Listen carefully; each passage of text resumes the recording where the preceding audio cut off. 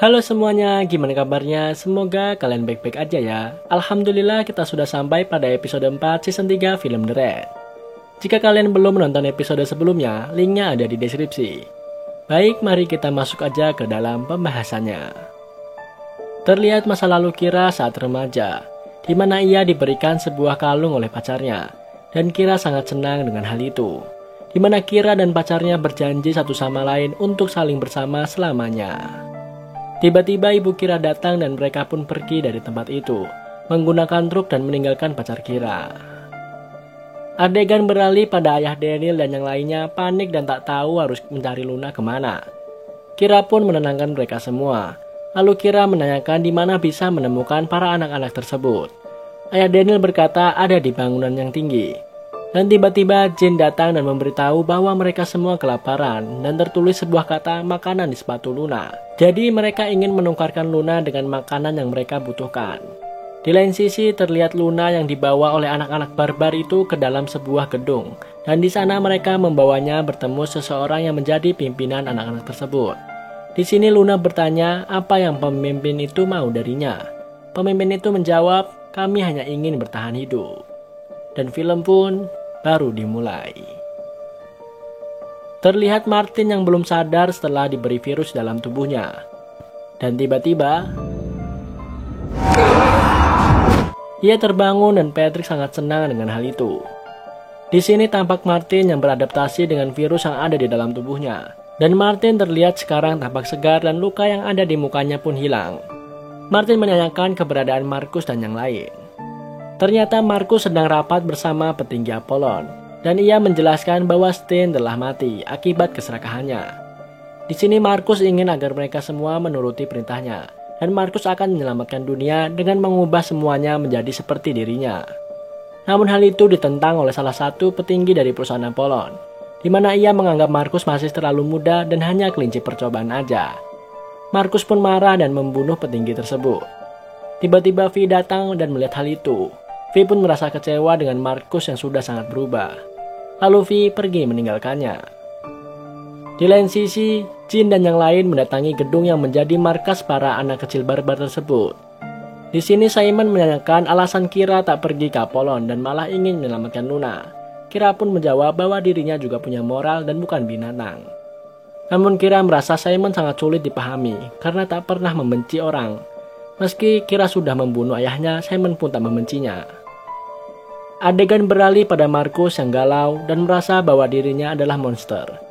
Di sini Sarah menenangkannya, dan Sarah percaya mereka semua akan percaya kepada Marcus. Di sini Marcus hanya tak mau sendirian, lalu Sarah berkata akan selalu menemani Marcus. Di lain sisi Martin ingin pergi keluar sejenak dan melihat-lihat keadaan. Di sisi lain Patrick dan Vi sedang mengobrol, di mana Patrick belum memberitahu kepada Martin tentang Simon yang sudah terdeteksi kembali. Dikarenakan Martin yang sudah memiliki virus dalam tubuhnya, sehingga Patrick merasa Simon akan menjauhi Martin. Ternyata Martin mendengar pembicaraan mereka. Lalu Martin menghampiri mereka dan meminta pelacak itu kepada Patrick. Martin kecewa Patrick tak memberitahu bahwa Simon masih hidup. Adegan beralih pada Simon dan yang lain yang ingin memasuki sebuah gedung. Simon lalu meneriaki mereka yang di gedung dan meminta agar membebaskan Luna. Namun mereka malah menjatuhkan barang-barang yang besar untuk menimpa Simon dan yang lain. Mereka juga menghujani dengan anak panah. Alhamdulillah mereka berhasil memasuki sebuah ruangan dan menyelamatkan diri. Adegan beralih pada Martin yang memberitahu keberadaan Simon kepada Marcus. Di sini Marcus ingin pergi, namun Sarah tak setuju karena tak akan ada yang mengurus Apollon. Lalu Martin mengajukan dirinya untuk mencari Simon. Di lain sisi Simon dan yang lain sudah berada di dalam gedung tersebut. Di sana mereka mulai menaiki lantai satu persatu. Dan hampir saja Daniel menginjak perangkat jikalau Kira tak menghentikannya. Ternyata di gedung tersebut sudah banyak sekali perangkap yang disiapkan untuk menyambut Simon dan teman-temannya. Kemudian Kira melihat sebuah jalan menuju atas melalui tangga gantung. Namun Jin takut akan ketinggian sehingga ia tak ingin ikut mereka ke atas. Simon menyuruh Jin diam dan menunggu aja. Mereka pun bergegas memanjat ke lantai atas. Adegan beralih pada Martin yang berniat mencari Simon. Di lain sisi Sarah tak suka jika Simon kembali dan Simon tak dibutuhkan lagi oleh Marcus. Sarah merasa sekarang hanya tinggal Markus dan dia yang berkuasa. Saat Sarah memegang leher Markus, terlihat sebuah noda hitam yang tiba-tiba muncul di leher Markus. Dan Markus merasa masih baik-baik aja. Dan Markus pergi ke toilet sebentar dan ternyata noda hitam itu mengeluarkan darah. Adegan beralih pada Daniel dan yang lain. Karena kurang hati-hati, Daniel terkena jebakan dan akhirnya ia pun tertangkap. Dan anak-anak barbar beserta pemimpinnya datang dan menyandra Simon dan Kira. Di lain sisi, terlihat Markus dan Sarah mencari orang-orang yang ingin diberikan donor virus ke dalam tubuhnya. Di sini, Markus memilih orang-orang yang memiliki tujuan jelas dalam hidupnya dan sudah sekarat. Adegan beralih pada mereka yang akhirnya menemukan Luna, dan di sini sesuai kesepakatan Simon memberikan makanan kepada anak-anak itu. Dan benar saja karena kelaparan mereka pun langsung memakan makanan tersebut.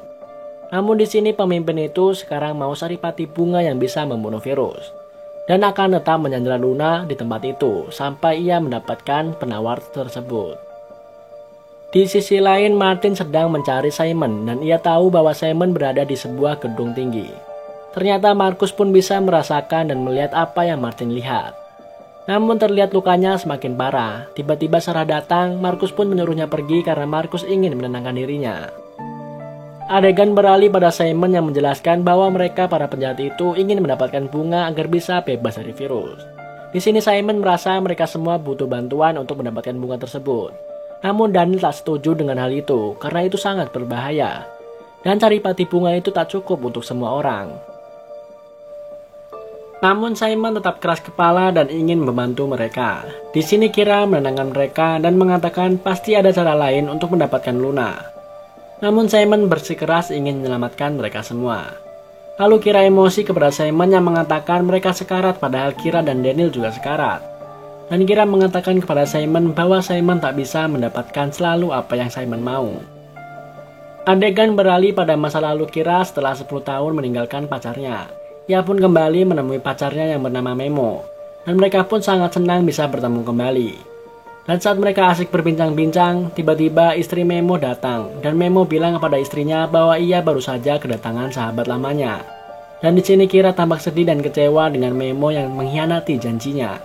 Lalu saat Memo dan istrinya pergi ke dapur untuk menyiapkan makanan, Kira pun pergi dengan hati yang luluh. Adegan beralih pada Simon yang mengatakan bahwa Daniel akan memberikan 1 botol per minggu untuk mereka semua. Dan mereka pun senang dengan hal itu.